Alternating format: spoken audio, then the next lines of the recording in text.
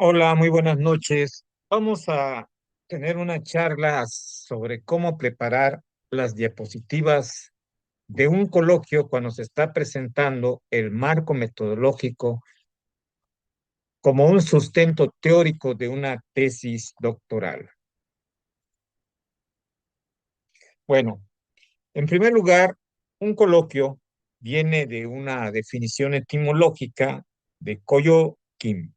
Lo Kim significa hablar y co entre dos o más. Es decir, un coloquio viene a ser un diálogo entre dos o más personas que puede ir pues desde la conversación, el debate, una disertación sobre algún asunto, un tema, y en el cual va a involucrar a diferentes participantes.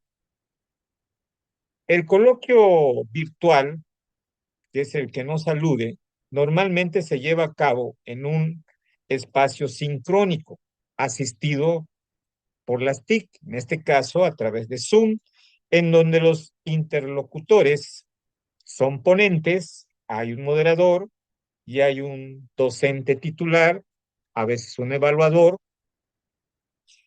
Los participantes se ven, se escuchan, interactúan, exponen sus materiales, ¿sí? Los avances de su investigación, y los fines son didácticos, pedagógicos, tratando de establecer un diálogo significativo argumentado, es decir, un feedback.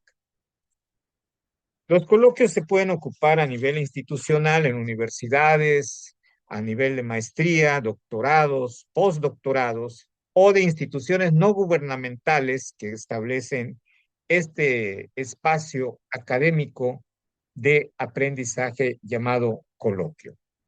En el caso del coloquio virtual de una tesis doctoral, pues el tipo de diálogo es específico, es entre pares, personas que están cursando un doctorado y en donde hay un nivel de argumentación, pues los que exponen tienen que convencer al público que los escuche. Por lo tanto, hay una utilidad del mismo, que no es precisamente obtener una nota, sino mostrar a la academia que han avanzado para escuchar comentarios, para escuchar sugerencias, recomendaciones. Hay unas reglas compartidas y unos acuerdos implícitos en cuanto a toma de palabra, en cuanto a cortesía, y al ser un coloquio virtual en donde se expone, pues tienen que utilizarse el habla, las funciones del lenguaje, incluso a veces hasta hay que recurrir a cierto humorismo. Y el rol de los que participan, pues es un rol de aprendizaje continuo, en donde lo heurístico y lo polémico, pues están presentes. Hay dos maneras de comunicarse, que es la oral y es la escrita. Hay un contexto espacial, temporal, en donde se les da determinado tiempo para presentar, determinado tiempo para responder alguna pregunta o escuchar algún comentario, observación o sugerencia. La mayor parte de las universidades que tienen este modelo de los coloquios, pues lo presentan en cuatro partes. Un coloquio donde hacen el planteamiento del problema, uno donde se habla del marco teórico, uno donde se habla de la metodología y un último donde se habla de la discusión de los resultados y las conclusiones. Sin embargo, algunas instituciones lo amplían a cinco coloquios, dependiendo de los criterios, lineamientos, manuales o como le llame cada institución. En el caso del coloquio 3, pues lo que nosotros vamos a ver es precisamente la metodología, el sustento teórico de cómo está conformada la metodología. La presentación de diapositivas y de la expresión oral, que fundamentalmente consiste en no leer, sino explicar, se basa en una premisa. No se evalúa lo que se leyó, se evalúa cómo se articulan las lecturas para poder sostener el marco metodológico. Por lo tanto, los que presentan un marco metodológico deben tener un dominio conceptual, deben tener las bases teóricas, de aquellas corrientes, de aquellas perspectivas desde la cual están abordando el diseño metodológico. Y tienen que argumentar por qué escogieron tal enfoque, por qué tal diseño. Sí, esa es la postura propia. Tiene que haber una conexión entre el problema de investigación y el marco metodológico. Hay una pregunta central, hay un contexto, hay una recolección en el campo de información y datos, ¿sí? Que aluden a un objeto de estudio y que eso nos lleva a la conexión directa con el marco metodológico para saber cuál es el enfoque, el alcance, el diseño, las técnicas, los instrumentos, la muestra, quiénes son los participantes, cuáles son los procedimientos y cómo se realiza. Esta conexión requiere de coherencia, pertinencia, delimitación, orientación, justificación y respuesta. Hay un recorrido que se hace desde la pregunta hasta llegar a las conclusiones después de haber comprobado la hipótesis estadística o haber concluido sobre la hipótesis cualitativa. Es un puente que se establece desde la pregunta, desde el problema hasta la metodología. ¿Qué se pide en la presentación de un coloquio alusivo a metodología? Bueno, va acompañado de diapositivas, las cuales no se leen porque se utilizan palabras clave, imágenes, no frases, no párrafos, no oraciones, ¿sí? Y hay que resaltar únicamente una idea por cada diapositiva. Definitivamente la diapositiva es un apoyo visual, ¿sí? En donde tenemos que tener claridad, capacidad de síntesis y manejar la oralidad. Es decir, no leer la diapositiva, pero tampoco leer una hoja donde tengamos lo que dice la diapositiva. Normalmente en este tipo de coloquios se trabaja de medio minuto a un minuto la explicación de una diapositiva. El texto siempre debe guiar la mirada, pero quien aporta el argumento es la voz. Quienes convencen son los que exponen. La organización de los contenidos del marco metodológico deben de estar ordenados de lo general a lo específico. Es decir, tengo que empezar por el enfoque o el método, hablar de mi alcance, mi diseño, luego cómo voy a elaborar la muestra, quiénes participan, qué técnicas uso, qué instrumentos, cuál es el procedimiento para recolectar la información y cuál es el procedimiento para analizar los datos. Es importante cerrar cada bloque enlazándolo con el problema para que se entienda que ese sustento teórico de la metodología está en función a una pregunta de investigación. No nada más es recopilar información. La primera diapositiva que normalmente se solicita se llama de presentación.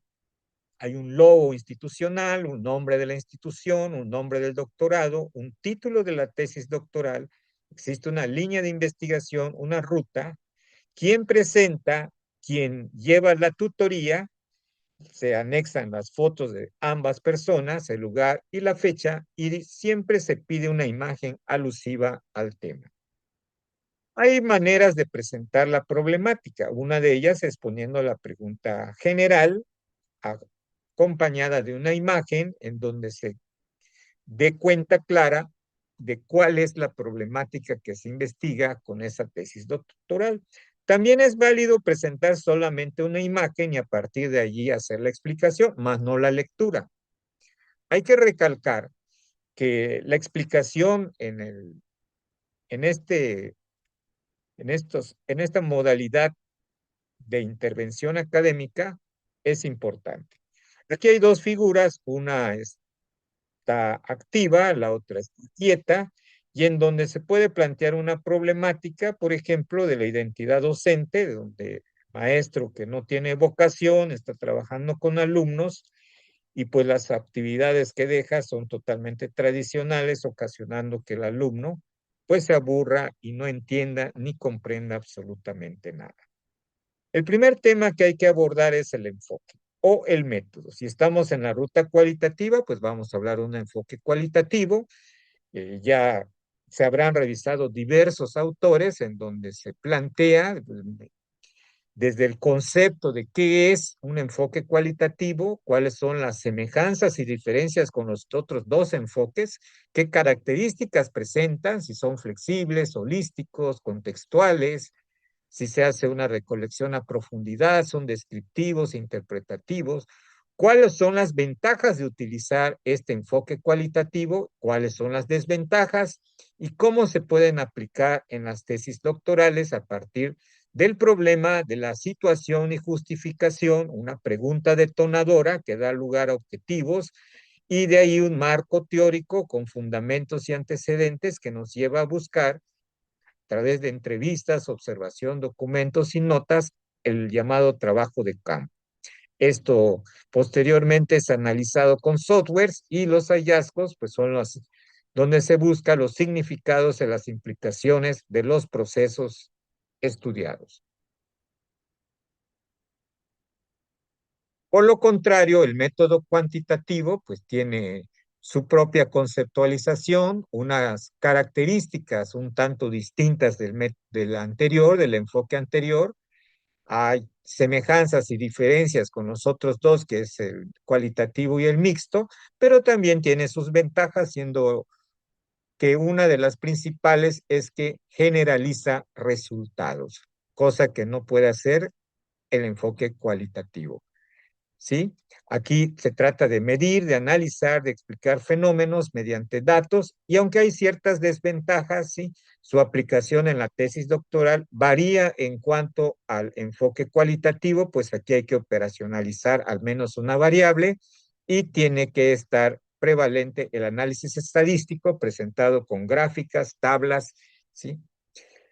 Diversos autores pues plantean cómo poder hacer en la realidad este método cuantitativo, ¿sí? De acuerdo a las formas, pues tenemos desde Com, Guerra, García de Cereto, Muñoz Rocha, Hernández Sampieri Mendoza, y cada uno de ellos pues les va dando su toque al método cuantitativo como método. El alcance cuantitativo, ampliamente discutido por la bibliografía de los autores cuantitativos como Bybee, Kerlinger, Campbell, etcétera, nos muestran también diferentes conceptos, características de los alcances, qué tipos hay, ¿sí? Y cómo se diferencia este alcance de la parte cualitativa y de la parte mixta. ¿Sí? Así como sus ventajas y desventajas. Lo rescatable aquí es que de las preguntas salen variables y que esa hipótesis y esas variables nos dan el alcance. ¿Sí? Y al tener el alcance, pues ya sabemos por qué diseño nos podemos ir y cómo va a ser nuestra muestra probabilística o no probabilística y los instrumentos para recoger la información y poder llegar al trabajo de gabinete para obtener unas conclusiones. Diversos autores de Newman, Bryan y Rojas Soriano nos exponen este tipo de alcance.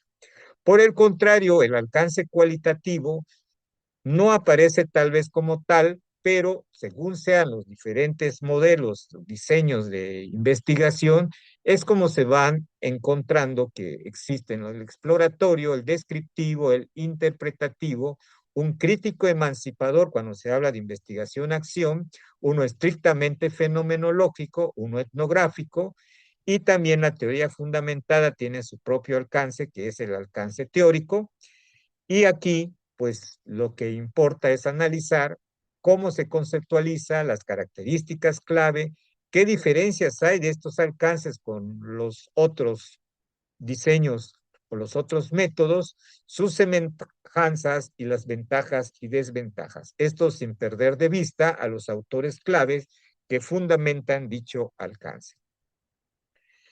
Cuando revisamos los diseños cualitativos y nos encontramos con que hay un etnográfico, sobre todo de tipo particularista, pues tenemos que hacer una inmersión para ver qué autores sostienen a la etnografía, porque hay que conceptualizar desde lo que es la cultura, los significados, que es el contexto, que es la reflexividad, la inmersión, la interpretación, la descripción densa, y poder entender las características del diseño etnográfico como algo naturalista, flexible, pero a la vez holístico, es prolongado, no se puede hacer un ratito o en una semana, y que finalmente nos lleva a la interpretación. Hay semejanzas y diferencias de este diseño con otros diseños, tanto en el mismo diseño cualitativo como con los otros métodos mixto y cuantitativo. Eh, Hay diferentes tipos. Cuando tenemos un grupo en específico, le llamamos una investigación etnográfica particularista. Algunos lo llaman también microetnografía. Y cuando esto tiene lugar en un salón de clases y no en un hospital, pues es una microetnografía escolar, por lo tanto es una investigación cualitativa etnográfica particularista. Se observan diferentes técnicas, sin embargo, más adelante lo vamos a ver, en cuanto a técnicas e instrumentos, siempre va a haber una pequeña discrepancia. Tiene sus ventajas, pero también tiene sus ventajas. Podemos hallar resultados estrella, pero siempre vamos a tener una baja generalización. Y los autores pues van desde Rockwell, Guber, Hamsley, que son los que se dedican exclusivamente a los diseños cualitativos etnográficos. El diseño cuantitativo cuasi experimental, que es el que normalmente se ocupa a veces en los estudios cuantitativos cuando estamos en educación básica, que tenemos grupos conformados que no podemos hacer de manera probabilística, pues también presenta diferentes conceptualizaciones de acuerdo a los autores. Hay una caracterización de este tipo de diseños en donde pues hay covariables, tenemos que tener una hipótesis, la asignación no es la aleatoria, por lo tanto la generalización es baja, ¿sí? Y hay un sesgo en la selección porque el control es totalmente limitado. eh, Hay ventajas, ¿sí? Es factible casi siempre, se puede aplicar, el contexto es real, pero hay sesgos, hay contaminación, hay muchas amenazas que a veces los estudios cuasi experimentales no logran comprobar la hipótesis.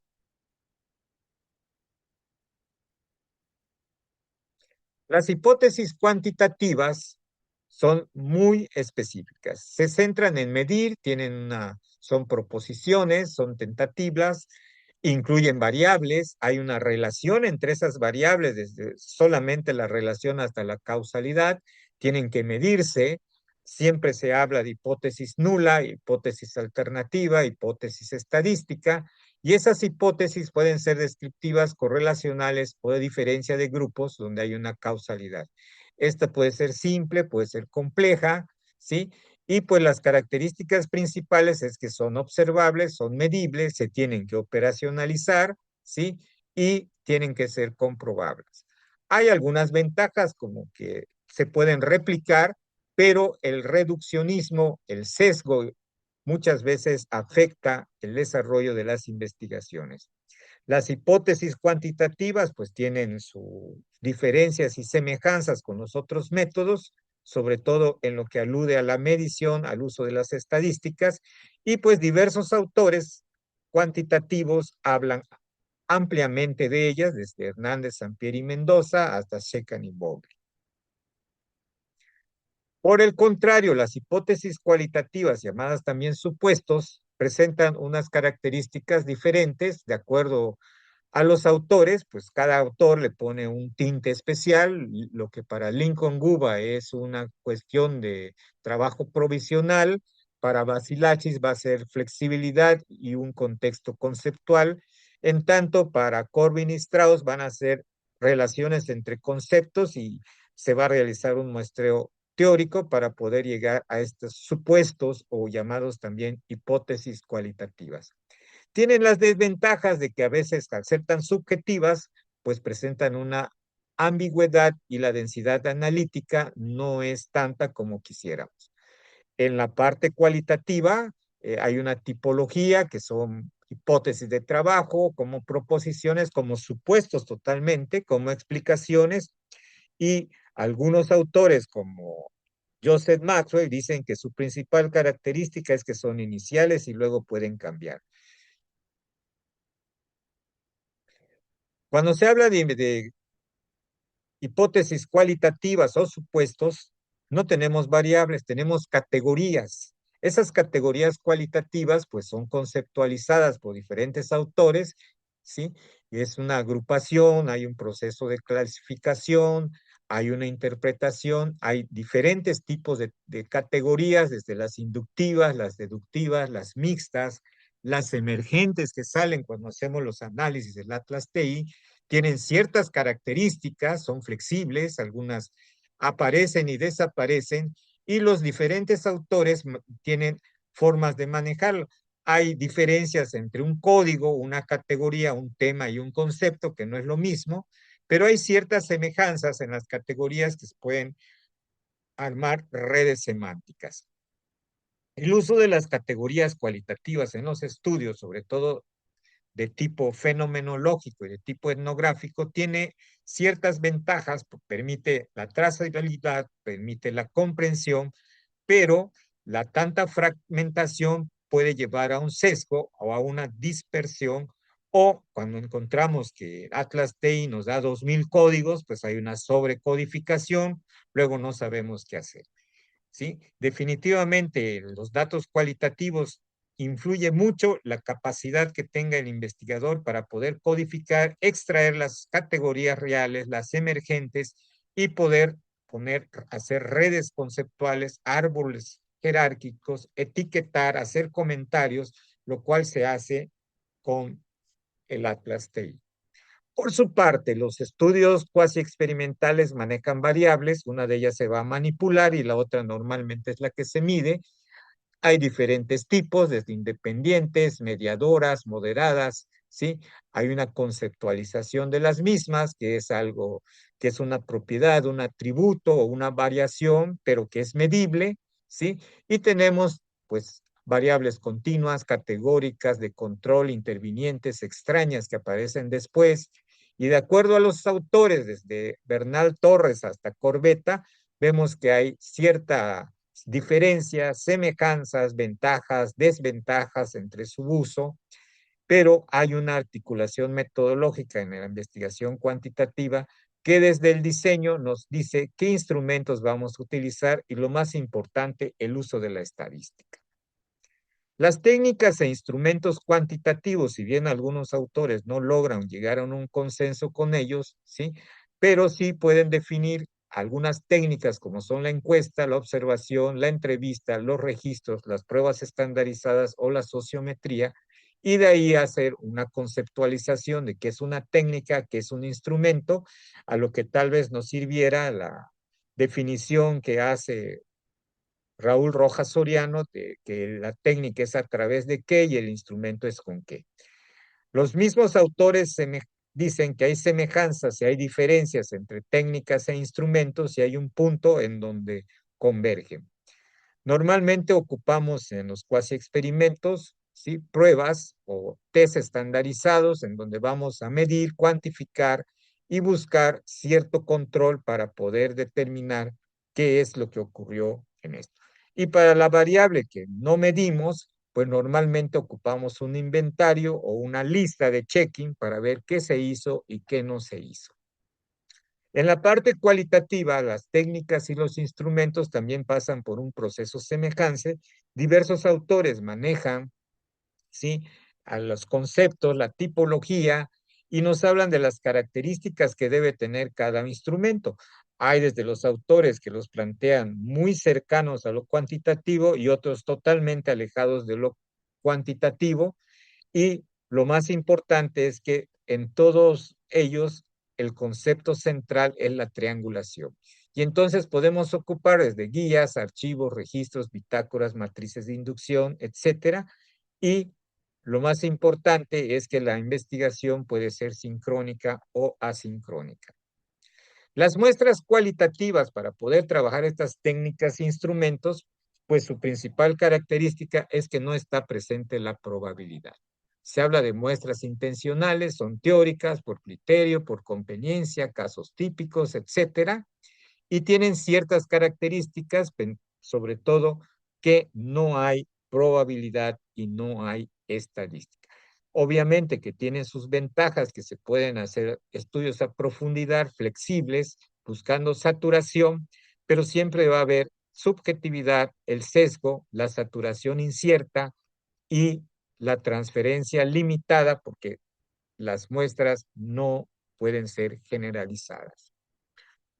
En cambio, por la parte cuantitativa, premia la estadística y la probabilidad, pero a los estudios cuasi experimentales, al ser poblaciones capturadas y al ser muestras encajonadas en grupos formados ad hoc, pues el diseño muestral no permite tampoco generalización. Aquí en este tipo de muestreo cuantitativo de los cuasi experimentos, pues tiene sus ventajas y tiene sus desventajas. Diversos autores las señalan, así como diferencias y semejanzas que hay con las otras maneras de sacar a los participantes. ¿Cuáles son los procedimientos que se hace en un cuasi experimento? Pues son una serie de pasos. Tenemos primero un problema, hay una hipótesis, sacamos las variables, tenemos que tener la población y la muestra, que son dos grupos conformados, son grupos intactos, ¿sí? Se tiene que aplicar una prueba para ver qué pasó. Hay todo un diseño, ¿sí? Hay una intervención en donde se aplica, manipula una variable, hay un control de variables extrañas con la lista de cotejo y al final se hace una postprueba, ¿sí? Y el trabajo de gabinete consiste en recolectar esos datos, codificarlos, tabularlos, hacer el análisis estadístico para poder interpretar las tablas y las gráficas que nos salen para de esta manera poder llegar a las conclusiones y poder dar respuesta a la problemática, comunicando los resultados, pues a través, en primer lugar, a través del informe de la tesis doctoral completa y posteriormente de un ensayo o de un artículo en alguna revista. La esencia del cuasi experimento es que compara cambios en puntajes. Tenían esto al inicio y ahora tienen esto, en el grupo que se manipula y en el grupo que no se manipula. Por el contrario, los procedimientos en la investigación cualitativa son totalmente distintos, son pasos, son sistemáticos, pero son flexibles, no se llevan a tal al pie de la letra como en el caso anterior, tienen que estar sustentados teóricamente también, hay una primera inmersión, una segunda inmersión, y en donde nos vamos a recolectar información que vamos a trabajar precisamente con análisis, interpretación, utilizando descripción densa, utilizando hermenéutica, para poder llegar a establecer el resultado final, que es la comprensión holística e interpretativa de lo que nosotros estuvimos estudiando. Y el informe etnográfico, las recomendaciones y todo lo que aparece en la tesis es preludio de algún artículo de investigación. Al igual que en el estudio anterior, es importante tener ética, la confidencialidad, el consentimiento informado y la devolución de los hallazgos es parte importante, igual que la reflexividad. En la estrategia de análisis de los cuasi experimentos, pues ocupamos un software que puede ser R, puede ser SPSS, cualquiera que pueda codificar datos, capturarlos, elaborar matrices, hacer tablas, ¿sí? Y ocupamos estadística descriptiva para mostrar cuáles fueron los aprendizajes logrados y no logrados, y también ocupamos estadística inferencial para poder demostrar con una t-student, ANOVA o con Wilcoxon, si no es paramétrico o chi cuadrada, qué fue lo que ocurrió. ¿Se acepta o se rechaza la hipótesis? Finalmente, los resultados se tienen que presentar con una tabla en donde se va a interpretar la aceptación o el rechazo de la hipótesis. Hay diferentes softwares, siempre se pide que sea un software, no sea Excel, sino sea SPSS, R o cualquier otro que le dé cierta estabilidad. Diversos autores también sustentan esta parte. En el estudio cualitativo, la estrategia de análisis de datos va a variar un poco porque ahí se tienen que organizar los datos, hay que hacer una lectura global profunda del informe y del Excel que nos arroja Atlas TI o Mascudea o NVivo, según sea el software que se ocupe.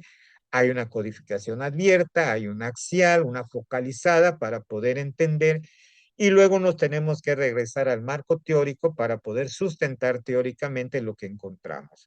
Eso que hallamos, esos resultados que nos dicen, van de acuerdo con los autores, lo contradicen, lo complementan. ¿Qué ocurre con eso? Entonces, la fuente de datos como es un enfoque particularista, nos manda directamente a productos de análisis como son la narrativa etnográfica, que necesita un sustento teórico clave para poder tener rigor y credibilidad. He ahí la triangulación de fuentes y los métodos, la reflexividad del investigador, porque no nada más es lo que dice el autor, sino que es la inferencia que yo hago. Por lo tanto, la esencia de la estrategia de análisis de los estudios cualitativos va a estar precisamente en que tenemos que atender lo que ocurre para entender. Hay que escuchar profundamente, hay que mirar, hay que interpretar situadamente y hay que transformar esos datos en comprensión. Y nosotros tomamos la determinación de qué categorías y subcategorías finalmente nos quedamos. Durante la presentación de este de este sustento teórico de la metodología que se hace en una tesis doctoral, debemos de ocupar párrafos en donde existe un debate epistemológico, es decir, si nosotros tenemos una subcategoría o una categoría, no la vamos a definir a la luz de un solo autor. Tenemos que ver qué autores se complementan, qué autores son discordantes y qué autores eh, pueden estar complementando el sustento teórico de lo que estamos interpretando. Podemos auxiliarnos con la herramienta de la inteligencia artificial, dándole diversos autores que previamente hayamos consultado, que existan, no sean alucinaciones, y podemos pedirle que nos establezcan párrafos con debate epistemológico, en donde pues podamos utilizar conectores y pedirle específicamente qué es lo que queremos que nos arrojen dichos autores, y un párrafo de 11 líneas ocupa aproximadamente entre 120 y 180 palabras. Sin embargo, hay que recordar que la IA no habla en castellano y tenemos que hacer curación de contenidos y ponerle nuestra propia observaciones, nuestras propias reflexiones, ¿sí? En este caso, pues siempre se trabaja el tiempo presente y hay que hacer una curación de contenido, un análisis para ver qué es lo que nos dio efectivamente y no poner el autor sostiene, sostiene, sostiene, sostiene, sino puede refutar, puede concluir, etcétera, etcétera.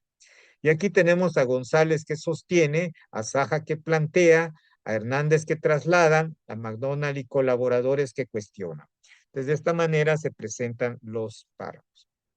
Una de las diapositivas que acompañan, pero que no se leen ni se mencionan porque es una información que no es tan importante en un coloquio, es seleccionar las obras y agruparlas o presentar, ¿sí? Solamente las portadas en una diapositiva que solo se presenta, no se explica. Y al final siempre es bueno dar un agradecimiento, la amabilidad, la cortesía, poner los datos, el nombre, la afiliación institucional, el ORCID, LinkedIn, correo institucional, etcétera. Cuando nosotros hablamos de que la metodología como marco metodológico se tiene que sustentar en autores, pues nosotros tenemos que recurrir a las variables, subvariables, categorías, subcategorías que estamos manejando para poder plantear un índice en donde hablemos de características, conceptos, ventajas, desventajas, etcétera, como ya vimos, y podemos ocupar mapas, diagramas, líneas, tablas, aparte de la narrativa. Debemos tener cuidado cuando hacemos las diapositivas en qué tipo de tipografía estamos utilizando, los espacios en blanco, los contrastes, para que el espectador pueda tener una visión de apoyo visual únicamente. Se sugiere usar citas breves, sobre todo de autor o año, y ser consistente con el manejo de APA séptima edición. Al final, como les mencionaba, es necesario poner las referencias clave y distinguir con claridad las ideas que los autores presentan sobre metodología de la propia interpretación del investigador. No es recomendable saturar las diapositivas con texto porque pues eso lleva al que presenta a estar leyendo. Tampoco es recomendable tener una hoja para estar leyendo lo que está en la diapositiva. Es preferible explicarlo, aunque sea corto y con pocas palabras. Tampoco es recomendable acumular autores sin explicar su relación con el estudio. No hay que confundir el sustento teórico de la metodología con resumen de lecturas. Y los términos que utilicen deben de tener alusión a la parte cuantitativa, a la parte cualitativa, según sea lo que están presentando. A la hora de exponer es muy importante no leer, es explicar, deben de por ello de ensayar en voz alta, ajustar su exposición al tiempo asignado, ¿sí? Y sobre todo no depender de la lectura de la diapositiva o ponerle notas para que en otra computadora estar leyendo lo que se está presentando. Hay que anticipar las preguntas porque por qué se eligieron esas teorías metodológicas, por qué irse por lo cual paradigma cualitativo, cuantitativo, por qué un cuasi experimento, por qué un diseño etnográfico o por qué es fenomenológico. Al final hay que hacer un checklist final de las diapositivas, ¿sí? Y de sus exposiciones para ver si cada diapositiva realmente está comunicando una sola idea, si las teorías de los autores cuantitativos están acordes con la pregunta o si son autores cualitativos o estamos revolviendo autores, si los apoyos visuales están facilitando la comprensión o al contrario la están dificultando y si se ensayó la presentación. Recuerden que la metodología es más bien un marco teórico metodológico que permite argumentar por qué se utilizó o por qué no se utilizó. Y al final siempre es importante tener bien claro qué es lo que nosotros estamos presentando como autores. O sea, nuestro correo, nuestro sitio, las redes donde alguien quiera comunicarse con nosotros para hacernos observaciones.